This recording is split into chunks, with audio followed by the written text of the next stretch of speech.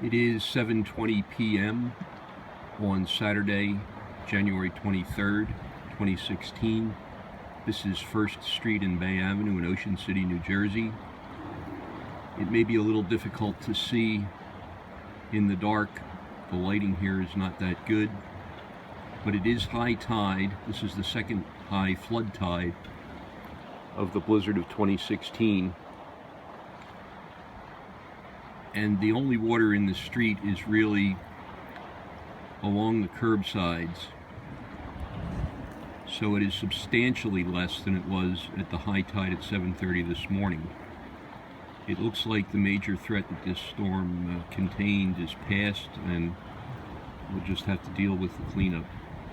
I am aware that other areas in southern New Jersey, especially south of here in lower Cape May County, had a different experience. Other areas in this city of Ocean City also had more problems than we had right at this corner.